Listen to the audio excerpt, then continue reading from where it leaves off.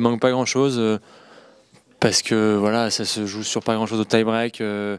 Où malheureusement, bon, je suis quasiment derrière tout le temps à partir de 5-5, même je suis tout le temps derrière. Et je sauve des balles de 7, 2 fois sur son service, il me semble. Donc c'était un peu inespéré de me retrouver à 10-10 par exemple. Et c'est vrai que j'ai fait 1 ou 2 fautes un peu bêtes là, de revers qui n'étaient pas très difficiles. Et c'est dommage ces points-là parce que c'est vrai que si je prends le premier après, il prend un coup derrière la tête et je peux surfer sur la confiance du premier. Voilà, et malgré tout, je me relâche pas. Voilà, je prends un peu de temps pour repartir à la fin du premier et je commence bien parce que je break d'entrée, je mène 40-0. Et là, c'est dommage de ne pas faire ce jeu parce que ça fait 2-0. Derrière, au pire, ça fait 2-1. Après, j'ai les balles neuves, donc pour servir, c'est beaucoup plus facile. Et c'est con parce que voilà, c'est 40-0. Et je perds 5 points de suite et ça fait un partout. Et ça, c'est reparti comme si rien ne s'était passé. Et c'est vrai que c'est un peu dommage. C'est quelques moments clés que j'ai mal gérés. Mais c'est un peu l'histoire de ma vie, ça. C'est ces occasions manquées, malheureusement. En challenger, c'est des moments qu'il ne faut pas rater parce que c'est des victoires qui valent cher et qui valent beaucoup de points. Et c'est dommage de ressortir avec quelques regrets quand même. Après, il y a plein de choses positives. Je tiens largement la route aujourd'hui sur ce mec-là qui a été dans les 100 pendant un peu de temps. Ouais, voilà. Ouais, c'est sûr qu'il y a plein de trucs positifs. Au service, il y a des bonnes choses. Voilà, des enchaînements vers l'avant qui sont bons. Voilà, je vais sur dans quelques jours qui vont venir, je vais garder le positif, mais c'est vrai que là, à chaud, j'ai un peu la frustration de ne pas avoir réussi à passer devant dans ces moments importants. Je pensais, en cas de défaite ici, aller faire les qualifs à Stockholm. Voilà, bon les signatures elles devaient être maintenant là, et je sais pas qui leur est. Voilà, donc c'est foutu pour Stockholm.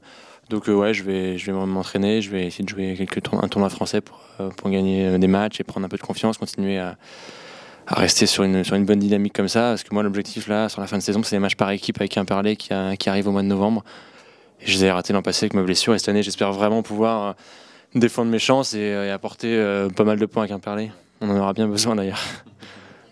C'est très positif, le résultat, le niveau, les choses qui ont été en place. Voilà, moi je suis arrivé ici sans grande confiance, j'ai gagné quelques matchs mais c'était en futur.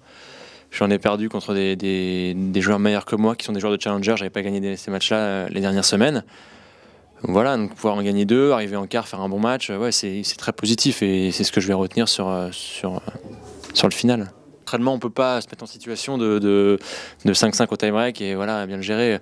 Malheureusement, c'est des matchs qu'il faut jouer, il faut que les situations se reproduisent et réussir à être plus solide à ces moments-là.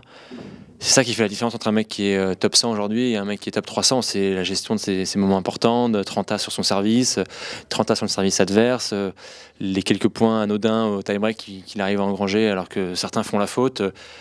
Voilà, finalement, sur la globalité, c'est très bien, et c'est ces petits détails qui font la différence. Mais c'est à tous les niveaux pareil, entre le 50e mondial et puis le top 4 mondial, c'est ça la différence, c'est que au moindre petit souci, Roger il sort la première, tandis que le mec un peu moins bon, il va rater la première, donc il se met en danger sur la deuxième. Voilà, la seule manière de pouvoir progresser là-dessus, c'est de les rejouer, c'est de les gagner, et derrière on prend confiance et on se dit qu'à ce moment-là on est capable de le faire, et de gagner les points, de marquer, faire un point gagnant, pas faire la faute. Voilà, c'est beaucoup de confiance et de reproduction de choses qui sont déjà passées avant. Même au tie-break, quand je suis derrière et que je chauffe des balles de 7, ils me poussent pour m'accrocher, pour en sauver une de plus.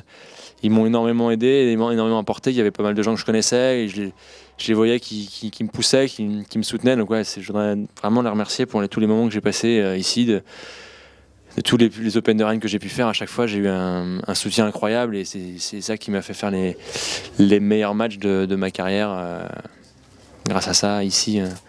C'est vraiment formidable.